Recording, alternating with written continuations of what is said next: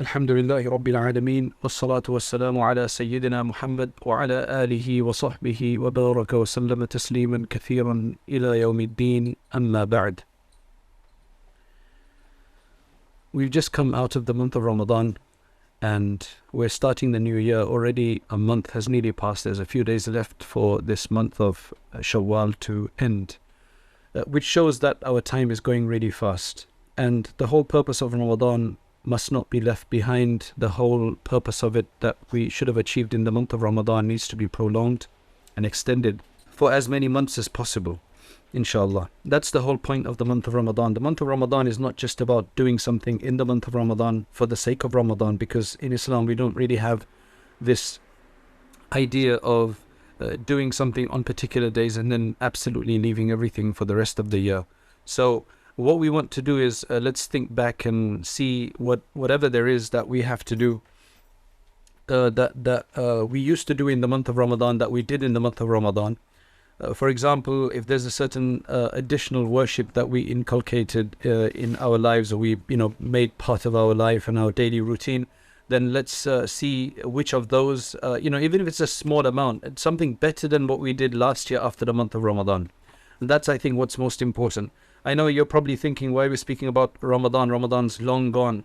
The thing is that Ramadan may have gone, and as I said, about 28 to 29 days may have passed already, but the whole purpose of it need not be forgotten. And if this is the way we're thinking, that Ramadan's gone, why are we speaking about it? That's the whole point.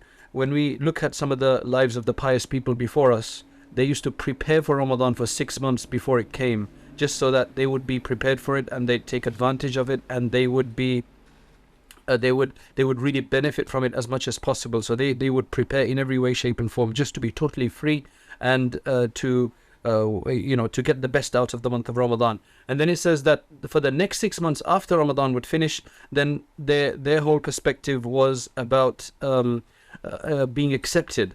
So their monthly, their all of the worships that they did in that month, are they going to be accepted? How are they going to be seen in the court of Allah subhanahu wa ta'ala? So their whole fikr was that, their whole concern after the month of Ramadan for about 6 months was that, may Allah subhanahu wa ta'ala accept it from us. And that's the only way you can actually really build on each Ramadan. Otherwise, Ramadan comes, we do something, and then we're back to normal after the month of Ramadan, and that's not how it should be. So Allah subhanahu wa ta'ala helps us out by giving us certain incentives rather. And if you notice that we've got two Eids, we have two Eids. One is the Eid al-Fitr and the other one is Eid al-Adha. The Eid al-Fitr is related to Ramadan, and the Eid al-Adha is related to Hajj. It's related to the month of Hajj. It's related to the first 10 days of the Hijjah. And if you notice, very close together. It's 2 months and just over 2 months. 2 months and 10 days is when Eid normally occurs. But those 10 days are part of the time of worship. So we're talking about just 2 months in between the two. Subhanallah. And I used to think about this before, that how come we've got two Eids that are so close together? Because you just celebrated one as such, and then suddenly there's another one.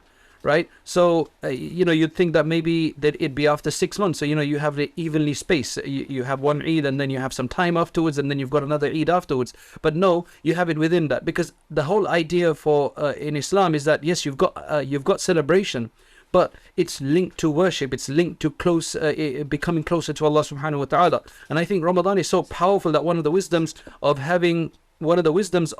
being so close after that we have this Dhul Hijjah is the fact that we can try to save some of what we've done in the month of Ramadan and invigorate ourselves during those 10 days of Dhul Hijjah, and possibly even going for Hajj. So firstly, after the month of Ramadan, Allah subhanahu wa ta'ala has told us through His Prophet sallallahu alaihi wasallam about the six fasts of Shawwal, and the benefits of that are huge. They're great. One thing to clarify, since this is a women's program, is that can you keep the 6 fasts as qada for the missed fast of Ramadan? Can you make up 6 fasts for your Ramadan missed fast and consider them to be your fast for Shawwal?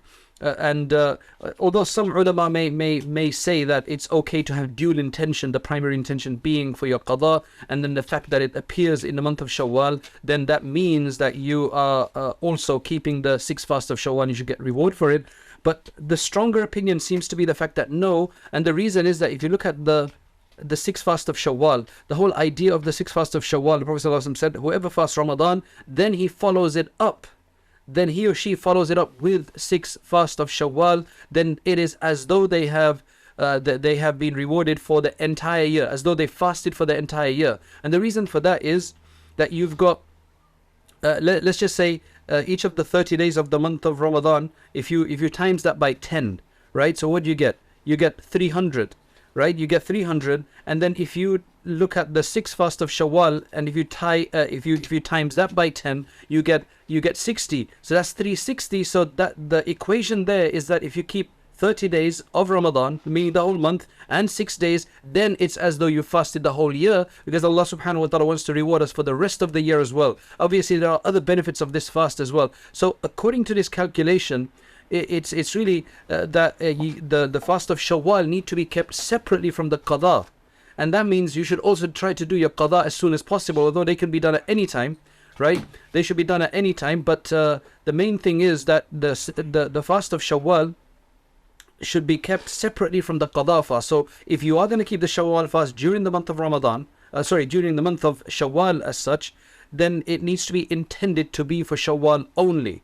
And then you can keep your qadas before it, or even if you're going to keep them after it, maybe in the winter or whatever, your qada fast, they just need to be separate. That is the stronger opinion, and that seems to be more in accordance to what the intention of the hadith is. So that's what I would go with, that the fast of Shawwal need to be done separately and individually, as opposed to the qada fast, which need to be also be done separately and individually. So then we have the Shawwal fast. So what I would really encourage right now is that we take one act, at least one act of what we are doing in the month of Ramadan, and one act of what we abstain from in the month of Ramadan, and try to prolong that. So if there are 5 or 6 things that we are doing in addition in Ramadan, I mean, there are lots of things that we're doing. I mean, you think 5 or 6 things. We were doing Taraweeh, we were fasting, we were reading extra Quran, we were probably giving extra sadaqah, we were donating, we were maybe cooking for somebody, maybe helping somebody out. We could have been doing lots of things, right? Helping our children, helping our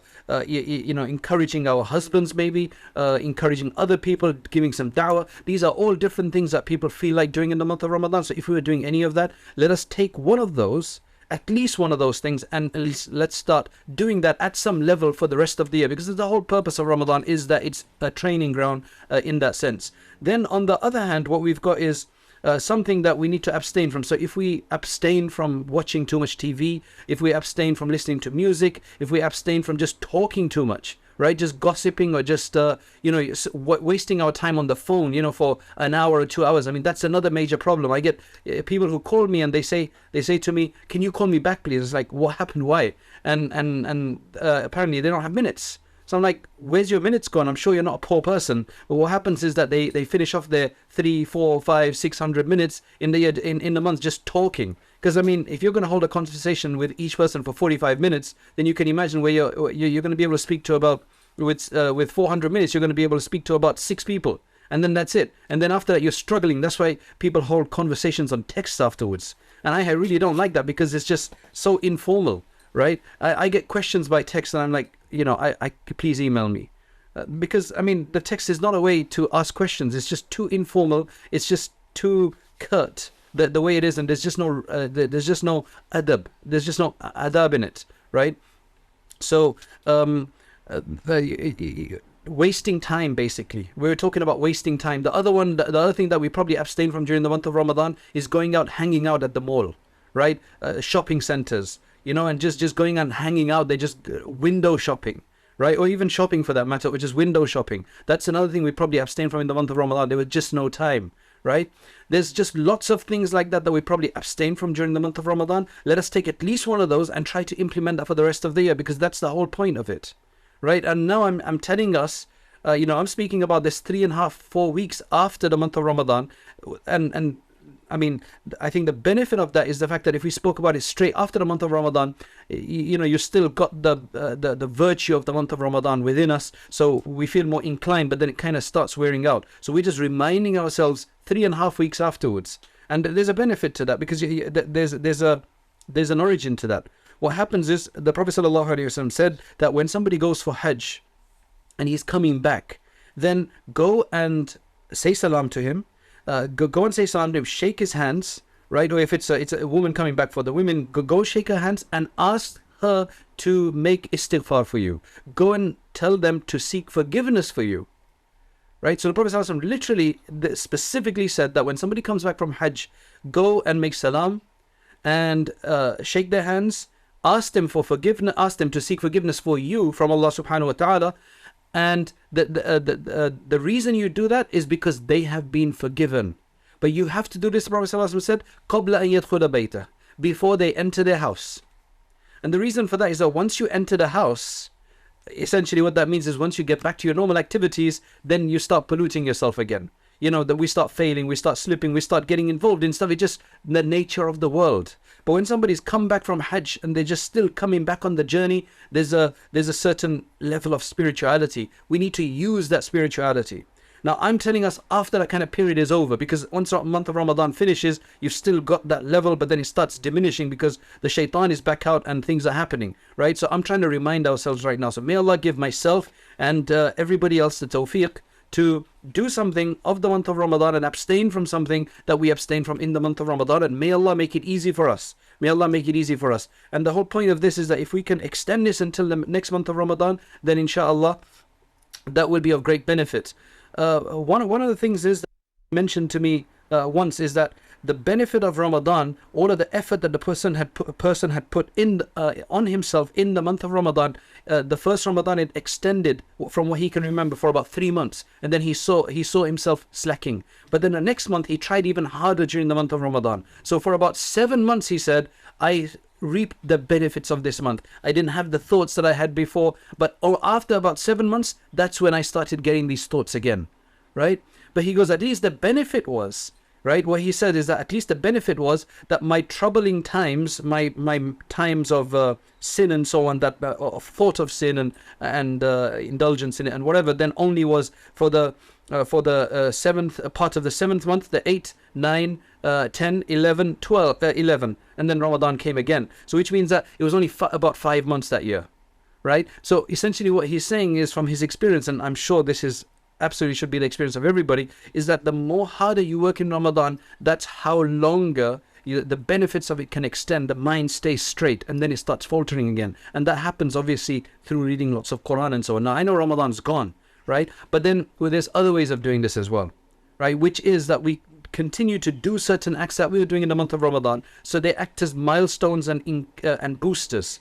Like for example, if you have a Wi-Fi, a router, right? That you use for your Wi-Fi for your computers at home.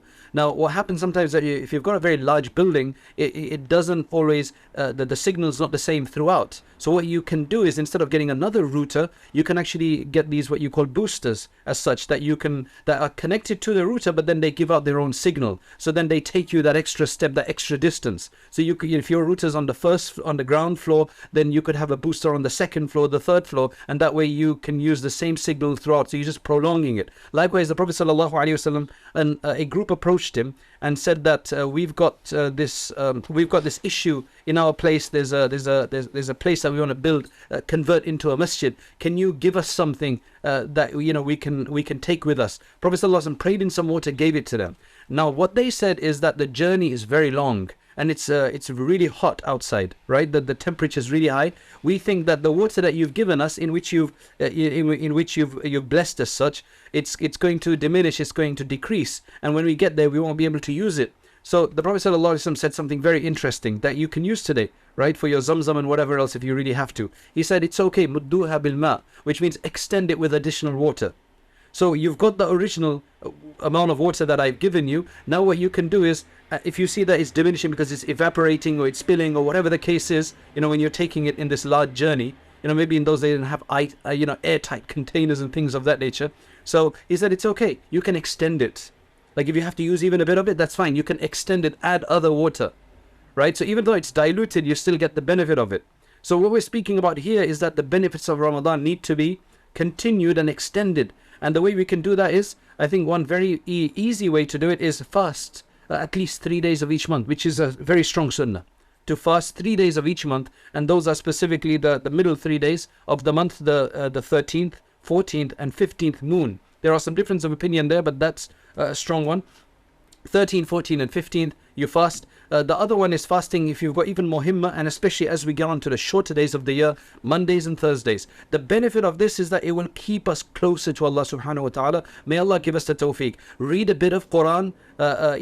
We may have read a lot more during the month of Ramadan, but right now we must do also as much as possible read parts of the Quran. Maybe inculcate certain things in our life where we read certain surahs, Surah Al-Mulk in the evening, Surah Yasin in the morning, Surah Kahf weekly.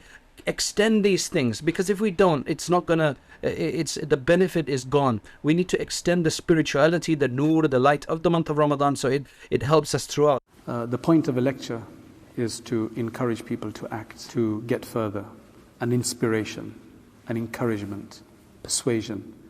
The next step is to actually start learning seriously, to read books, to take on a subject of Islam and to understand all the subjects of Islam, at least at their basic level, so that we can become more aware of what our deen wants from us.